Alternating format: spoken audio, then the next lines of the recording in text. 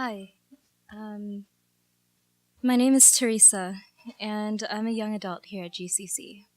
I've been here for about a year and a half now, and a lot has changed since the first day I stepped through those doors. I came to GCC as a non-believer, from a Buddhist family, during the worst time of my life. I was in a place in my life where I was having constant panic attacks, unable to look others in the eye, and juggling so many lies and insecurities in my mind. It was overwhelming, frustrating, and had become at that point suffocating. It had culminated to a point where I had a breakdown at a toxic job, so I quit. And the people in my life were really supportive.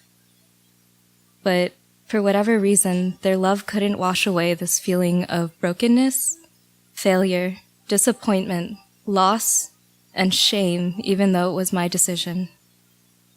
I stopped talking to pretty much everyone in my life. I was tired of answering questions and explaining something that I couldn't possibly explain. I tried drinking it away, exercising, I tried therapy, and I had a lot of support from the people in my life.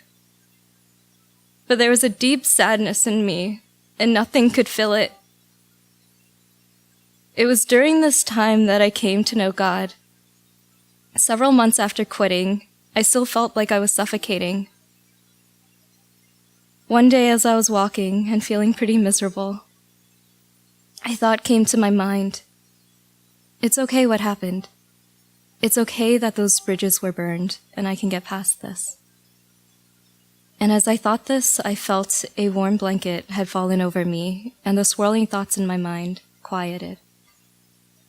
A moment of quiet calm, yet bright hope. And although I didn't know him yet, I knew in this moment that this thought came from God.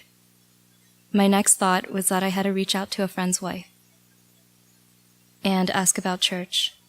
A friend that I had only spoken to maybe twice before and honestly wasn't sure if she attended church. It took me a few more months to finally reach out to that friend. She and her husband invited me to GCC on the promise that we would sit in the back, slipping in when no one was looking, and we wouldn't speak to one another, and that I may or may not look them in the eyes, and I wouldn't give them an explanation. That first Sunday service started it all. I didn't understand the sermon, but the music made me cry in a way that I had never cried before. It had been months since I really felt anything, and this made me feel everything.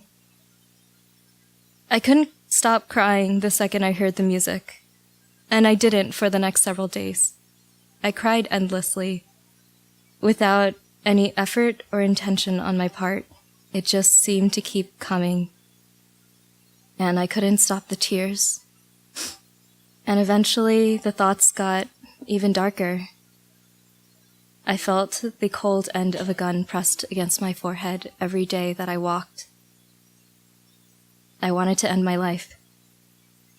I was really scared, and by Friday I was convinced that I should probably admit myself into a hospital, because I'd never experienced this. I thought church could not possibly fix me. What was I thinking? But that night, as I closed my eyes and I saw the gun again, I prayed, God, if you can end these thoughts and this pain, I will put you first above everything. You'll be first in my life. And as I thought this, I slipped into sleep. That night I had a dream. And I woke up knowing that the tears were me mourning the loss of who I had spent the last 26 years of my life developing. And that gun was gone, and the tears had stopped. My mind was quiet. And I knew God has kept his promise to me. And I asked my friend to take me to church again. Took a lot longer to quiet those lies. Last year I would go to family group, and I would be really emotional and erratic and antisocial. And at times I would end up in the bathroom crying, because honestly, being there sometimes made it worse. And within minutes of someone smiling and being nice to me, everything inside of me was yelling, they're only doing it because they have to. They don't like you. You don't belong here, and you're not welcome. This won't help you. But I couldn't fight this feeling that I had to learn the Bible. There's something that happens when reading scripture. Sometimes it's like reading a normal book, but at the right time it stirs something inside. And last year it was as if everything black inside of me was being pushed out. Sometimes those Thursday nights were the only times that I would socialize all week because I couldn't really talk to anyone during that time. And I'm really grateful for Line. I'm grateful for your patience, your prayers, your acceptance during a time when I really needed to learn scripture, to learn God's heart for me and learn about Jesus. I'm grateful also for my current family group. It wasn't until young adult retreat last year that I accepted Jesus into my life. I did it willingly and gratefully, and I feel the weight of his sacrifice. GCC has been a place of acceptance, healing, and realigning for me.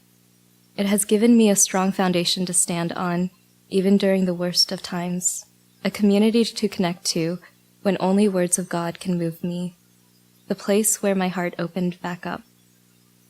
I never thought I could come out of that darkness and feel joy and love again. But I know where my love starts now. It starts with Jesus, and with it, I'm able to love again. And the verse that I want to share is Matthew 11:28-30. Come to me, all who labor and are heavy laden, and I will give you rest. Take my yoke upon you and learn from me, for I am gentle and lowly in heart, and you will find rest for your souls, for my yoke is easy and my burden is light.